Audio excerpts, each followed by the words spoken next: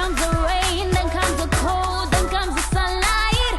I will grow, I will flourish, just like a rose. And hello, welcome back to Style with Roses talk show with me, Rose Sibisi. We do hope you have been following us this season because we've had an amazing journey into the diaspora. This series is around bringing you personalities, profiles, Zambians and Africans that have gone out to different parts of the world and have come back and are adding value back home. Today will be no different as I have the pleasure of having a conversation with the first female Zambian pediatric surgeon by the name of Dr. Patricia Shinondo. You don't want to miss this. You really want to watch this because not only is she beautiful in looks, she is beautiful in heart too. So stay right there. I will be right back with her only on Style with Roses. Just like a rose.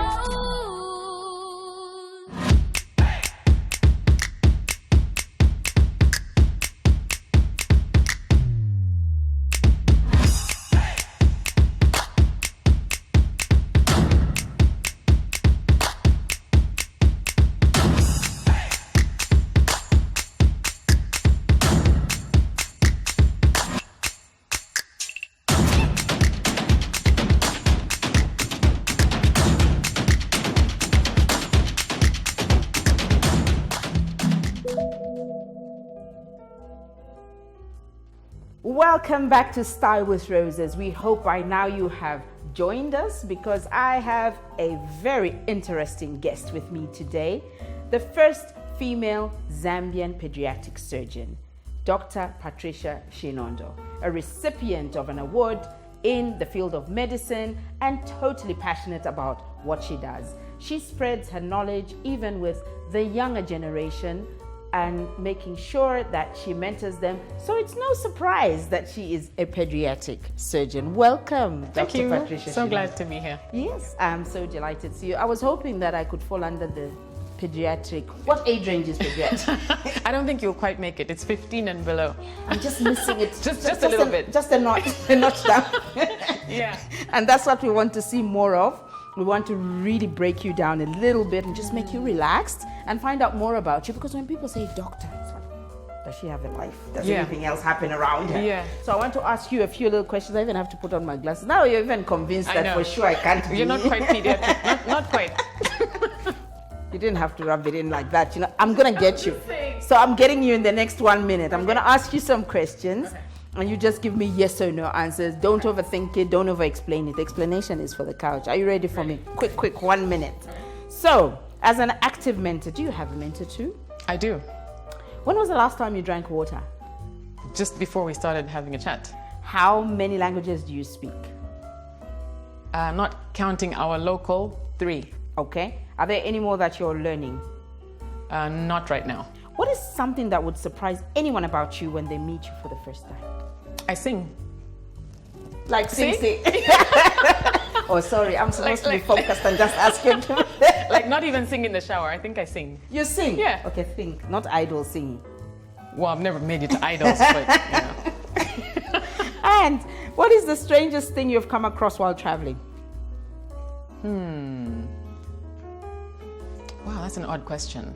I don't know. Can I pass? Yes, you can pass. What is the local destination that you want to revisit?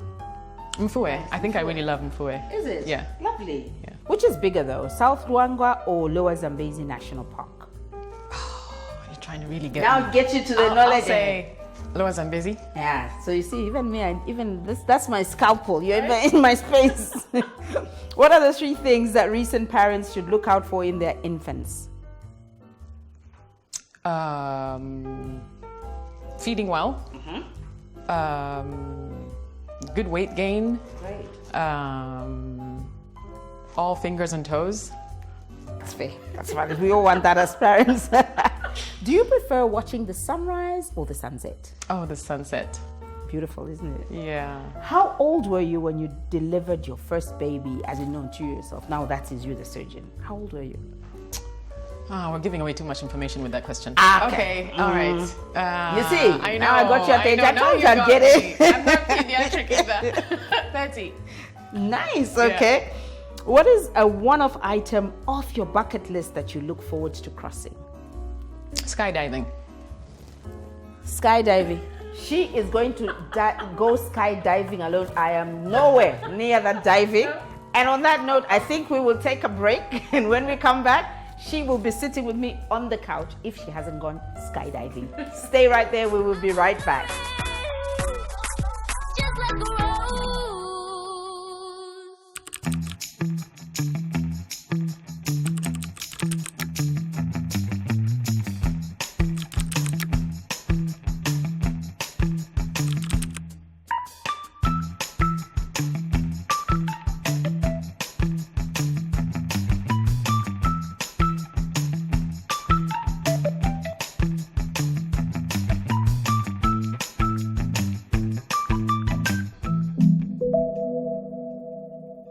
Welcome back. In case you have just joined us, today is a very interesting day where we get cutthroat, and not literally.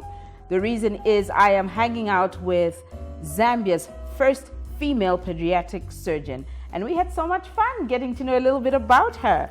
But what's interesting about it is Dr. Patricia Shinondo has also been in the diaspora, so we'd like you to get to know a little bit more about her. Welcome, Dr. Thank you. I'll call you Dr. Patricia. That's fine. It just sounds so feminine. That because works. You're just so elegant and so refined. Oh, bless. You don't Thank look you. like a doctor. Sorry for being like, How do they look? that's just a good question. Yeah, I think that's a But we get that a lot, so You get that a lot, yeah, right? We do. Okay, so tell us more about your diaspora journey. How did you find yourself there? How long were you there? What did you do when you were there? So I was blessed to be in Russia. I spent 7 years in Russia. Okay. It was an opportunity that just landed in my destiny, so to speak. I was passionate about medicine. I always knew that's where my heart was going. Okay. But every other option I tried didn't work. At the time, UNZA was having strikes and they were closed for so long. So I looked elsewhere. I tried to apply to a couple of other universities, within SADC, and it wasn't working. And then I found these bursary offers in the newspapers, and I thought, that's an option? Yeah, so I went there. And on the day I went there was an option for China, Cuba, and Russia. My first option was Cuba, I'll be honest and say that. Why Cuba? I just thought from the three options, Cuba, I had heard that Cuba was good with medical training. I didn't know a thing about Russia. Okay. Yeah, it was so foreign and distant to me. But on the day I took my papers in, the lady said, oh, you just missed, we just closed that off, but Russia's available. And I was like, let's do it. Let me try. Yeah, because I think the core of my why was I need to get this done. And I think that's what, I found out about my time there. It tested my why. You hear a lot about people's why. Why was I doing it? Because I always knew I had to get this done. How I got it done was secondary. I just had to get it done. So it wasn't daunting to be going so far away. It just was part of the plan. Very interesting plan. And what is exceptionally interesting for me is how you got there was not because of a negative connotation, because sometimes you get that people who have gone out into the diaspora to study or to live are shunning their own country. But you're talking about you had a time frame for yourself in terms of when you wanted to finish studying for medicine, and we had some interruptions in our education system, and that's what got you there first. Yeah, absolutely. Great stuff. So it was good that you took that decision. Was it worth it? Oh yeah, I would do it again in a heartbeat. You would. It was difficult. I won't be the first to say it wasn't. It was very challenging. But it was a time that either made or broke you, because it brought a lot of resilience out of me, right? It made me stronger than I ever thought I was. So I think it was a defining moment in the person I am today.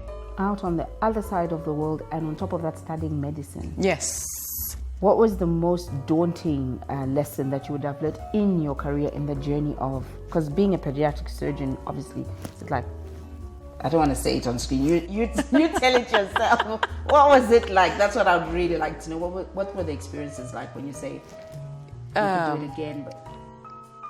Well, first of all, the cultural shock is the first thing to mention. There is a huge cultural shock. And then the language. Nobody speaks a word of English. Maybe the teachers of the Russian language. spoke a little bit, but you know, you walked around with a dictionary and you had to get your way around in the beginning. So a lot of people did give up and throw in the towel and say, I'm going back. Yeah, it was hard for a lot, but I knew where I was coming from. I knew what my options were or lack thereof. And the goal. And the goal goal. is important. The goal was always important. The why. It was, why am I here? I'm here to get to the end. So there's a short timeline. I can work through this, and I just stuck my head in the books and I kept doing it. How many years did you cut by studying there as opposed to staying home? It worked out the same. So the training program is 6 years, as opposed to ours used to be 7. Okay. But I had an extra 1 year for the language orientation. So it was 7 years in total. Okay. 7 years is a long time, but they also say 7 is the number of completion. So when we come back, Dr. Patricia will be taking us more into her journey out in Russia and how she found her way back home and what she's doing here. You don't want to miss that. Stay right here. We will be right back with Style with Roses. Just like a rose.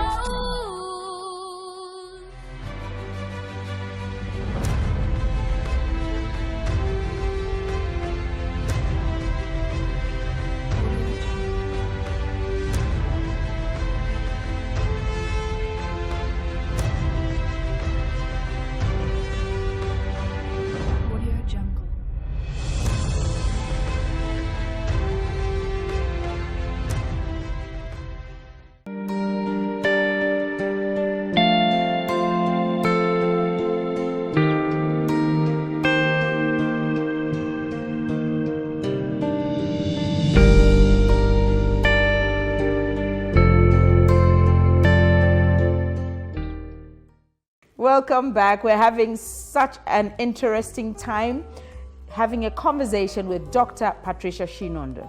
She is only the first Zambian female pediatric surgeon, and definitely we are so proud of her and in awe of all that she has done. So you've gone to Russia, you spent 7 years there studying, even got over the language barrier. So you've come back home, and how was that, reintegrating yourself back home, and what is it that you brought back home with you? I think it was really difficult. I think the interim first 2-3 years, because I literally thought in Russian, you know, because we trained in Russian language and I was dreaming and thinking in Russian. All my medical knowledge was in Russian language. So all of us, I think, that train there, you have to come back and retrain your mind again to relearn everything in English. Exactly. And I think being away in those defining years of anybody's life is difficult to come back to society and find your clique, find your friends, find your space. Yeah, when it, you know, you just can't sort of catch up at a certain pace. I resonate with that 100%. Absolutely. But it's not about me today. So there was that. And then also being thought as second best, because you weren't trained locally, in a sense. Wow. Yeah, that always seemed to follow along somewhere. So it was work twice as hard to prove yourself in the beginning. Yeah. I find that very common, and it's unsettling, but the most important thing is you overcome. I completely resonate with that in terms of feeling like you've missed out on so many years. And of course now the kind of path that you had chosen that didn't even make it easier, because you don't really have a lot of women in the medicine space. I know this is something that you actually got recognized for in the field of medicine, and, you know, first female pediatric surgeon. Do we have more that have come out since you, or are you still the reigning queen? So that's a bit daunting. I'll just say, each time I hear first, it is daunting because there's a lot of eyes and a lot is expected. Yes. And I'll tell you, when that was first honorably bestowed or told to me, it was good for the first 5 minutes. But after that, it hit me that this needs to change in today's era and time. And accountability that comes with it. Yeah, so I had a new agenda right in that moment. Okay. That I changed the narrative, that it shouldn't stay first. So I'm actively mentoring, I'm actively seeking young girls to bring with me, to pull with me, because today, 2021, we shouldn't be talking about first. You know, women can shatter, forget reaching a ceiling, we can shatter and dominate fields. So yes, I have females in training now, should be about 4 in training, 1 to graduate later in the year. Okay. So it's good. And you progress. must be quite ecstatic about the developments in the medical space. In Zambia now, we've got a lot of facilities that ordinarily weren't there before. So does that make your life easier, your work easier in terms of you being able to execute on your work and your mandate as a surgeon? Yes, I think the medical field is growing exponentially. You know, the possibilities are grandiose. You know, what I do find though is there is an onus on us that are filling the shoes today to be active about mentoring those following us, because we determine how easy it becomes for them moving forward. I like that. Really. So hold that thought. I still want to get more out of you. You still owe me. It's not over. If you missed the first part of it, there is a little bit of an owing that she has, but I'm not going to get into that because we're taking a quick break. And when we come back, more with Dr. Patricia Shinondo. Stay right there. Just like a rose. Hi, my name is Patricia Shinondo. I am a pediatric surgeon, the first female Zambian pediatric surgeon. I'm a flourishing rose, having fun with rose, on style with roses, as it was for me, so it can be for you.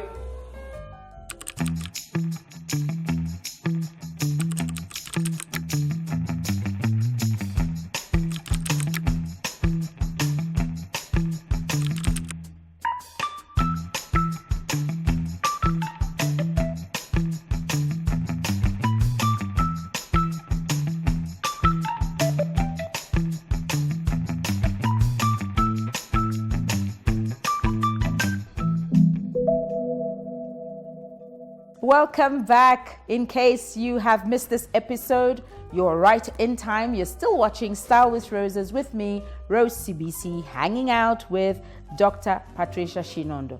I know in the last bit you talked about first being daunting. She is only the first female pediatric surgeon. So I'm just going to rub it in as much as I can. I see you doing that. It's deliberate, but it also brings me to the next question that I have for you. I was wondering, you are mentoring and you're very eager and enthusiastic about making sure that we get rid of the first and have more females coming into that space. You've already done like 4.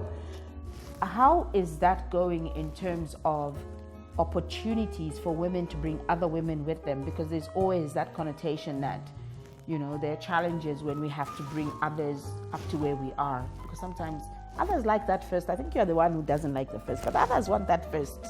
Hold on to only me. Yeah. How do we overcome that? I think for me personally, it was about remembering my journey. You know, Russia involved a lot of God's hand in my life, and He used people.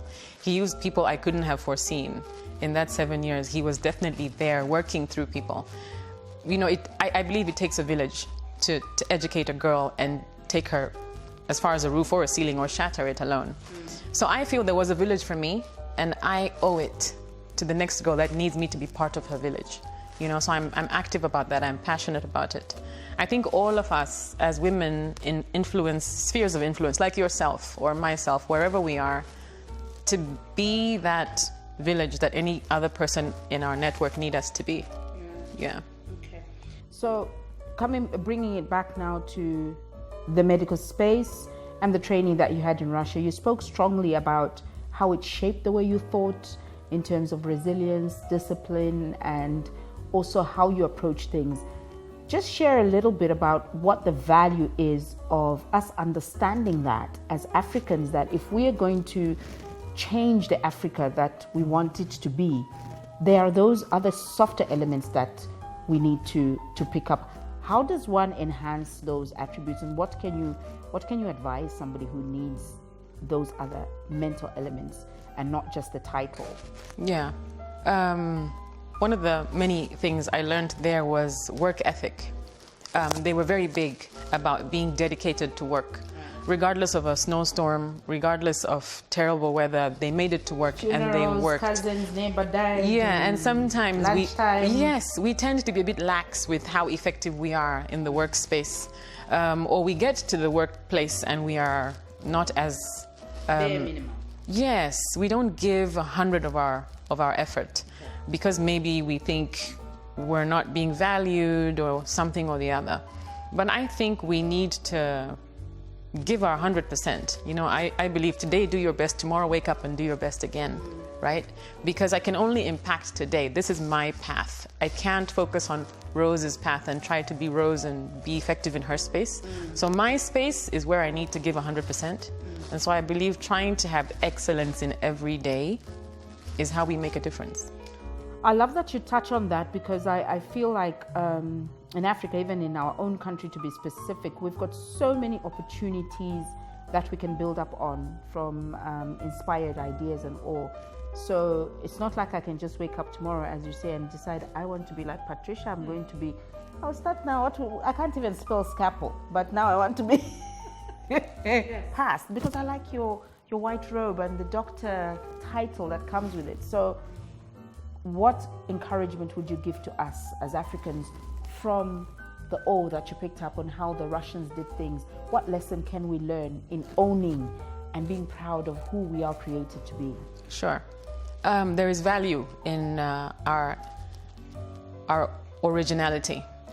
They learned everything they could from all of us while we were there. They would pick up on certain nuances and things we did or how we did it.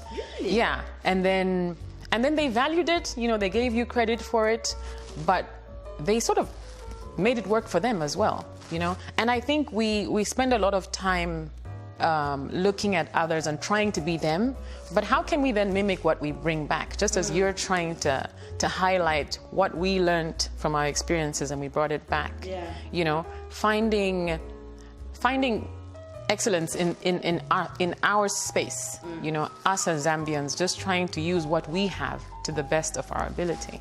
Love it, love it, love it. And that's what we're talking about. We continue to have conversations around the value that Zambians and Africans have brought back when they've been out and exposed to something. You're watching Style with Roses, very interesting and a different side to the good Dr. Patricia Shinondo. Don't go away, because when we come back, she gets to, yes, pass the rose. Stay right there. Just like a rose.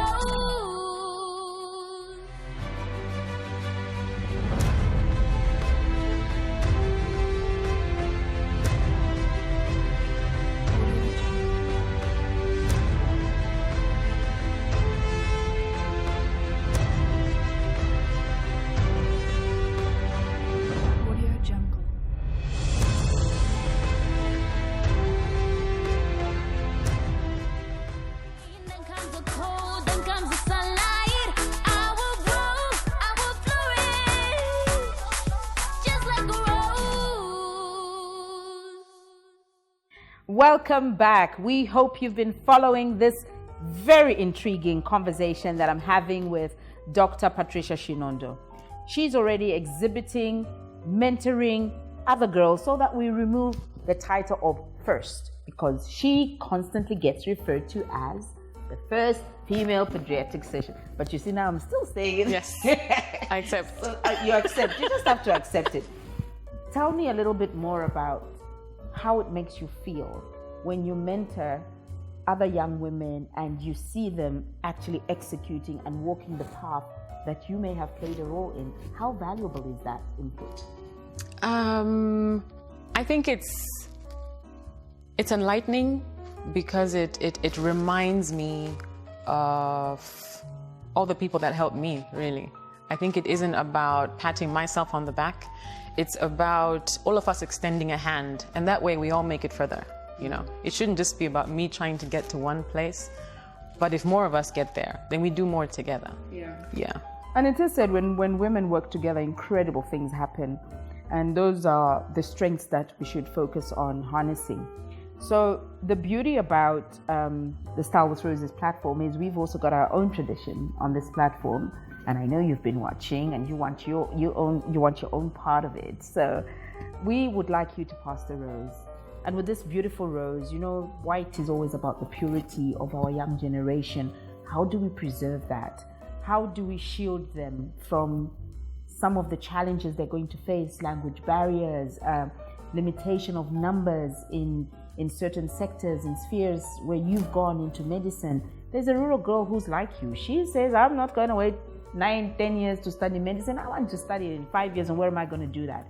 Can you speak to that rural girl and show her how it can be for her, just as it was for you. So I'm passing this rose on to you as a symbol of appreciation for you and the work that you've done, and you get to pass it on to a young girl. Right. I think this is really beautiful, the concept of the message you're sending.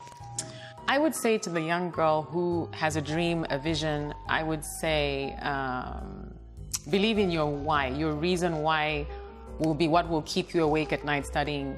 Your reason why will be what will make you not try to be the cool girl in the group and not hang out with the friends. Your reason why will be what will keep you going when everyone tells you it's a boys' club, you don't belong in the room. And your reason why keeps you holding on to faith and trust in your village, trust in the people God places around you, because we all need them, we've all used them, and we succeed with each other. So you are your biggest critic and your biggest defense. So keep believing in yourself, it is all possible. That's what I would say to her. Oh, bless. That is so beautiful, and definitely it can be for her as well. So in just wrapping up, much as I don't want to let you go, I'm not convinced that I've gotten you back for... What did I have? Nothing at all. There's no beef at all. But I just want you in your last remarks to just take us on a journey. The world is not the same as we know it in the last year and a half. Everything has completely changed, and we know the medical space has been the most hit, and kudos to you, all of you in the medical field, the frontliners. Everybody has done their best to try and face the pandemic and the change that we never ever expected. Did you see a lot of that happen to young children, and how have you coped? That's a deep question. It's very deep. Yeah. Of course, all of us were hit in ways we couldn't have imagined. Somehow, in God's wisdom, we were spared, of course, compared to so many other countries in the West and in Europe. For reasons we're still researching. But children were spared compared to adults. Yes, children were definitely spared. We've had children infected with COVID locally, but definitely the number's not as high as adults. So we've had to help where we needed to. You know, it was all hands on deck when the numbers were really high. But what also happened is the medical professionals became more aware of our humanity. Many times I think we were perceived as shields, as heroes even. But this negligent at most times and incapable of saving us. Yeah, but this affected us and infected us. So we had to take care of ourselves. We've had to learn to take care of ourselves. Mental health has been a big one that's affected health workers, and it's highlighted in so many ways. So now, you know, we're talking about care for the caregiver. You know, I need to make sure I'm in a good space to care for everybody that needs medical help. You've got to give from a point of being filled yourself. Yeah. Right. Yeah. So beautiful, and these are some of the conversations that we continue to have. You are doing a great job. You are really changing the landscape of how young girls can look at certain professions and careers and really want to be like you and just learn from you. They can't obviously be you, but they will at least aspire to be you. So if we needed to reach you as a mentor, as somebody who we can challenge and take up on the pledge to bring on other girls, how do we get in touch with you? Have you formalized your mentorship program, or how do young girls reach you? So the mentorship program is still work in progress, but I could be reached through my agent, Eagle Wings Consultancy. Website is www.ewconsults.com. I have a Twitter page, small caps at P_shins, SHINS, so people can reach out and we can collaborate. I'm all for mentorship. So there is a cool side. Did you hear the handle like shins, like shins? Where'd that come from? But you know what? We can continue to have fun with this conversation and on this platform, but it's time for us to say thank you so much to Dr. Patricia Shinondo for joining us on Style with Roses with me, Rose Sibisi, and we continue the conversations and reminding you that Whatever it is that you're gifted to do, it can be for you. Remember, you're supposed to bud, blossom, and flourish, because that's what roses do. Until the next time, bye-bye for now. Keep on chasing that sunlight. You can flourish if you do try. Blossom, let them see you in your new shine. Shine like gold, bloom like a rose. It's a long way from the ground up, but you keep it moving, keep it non-stop. Shine like gold, bloom like a rose. Shine like bloom, just like a rose. Just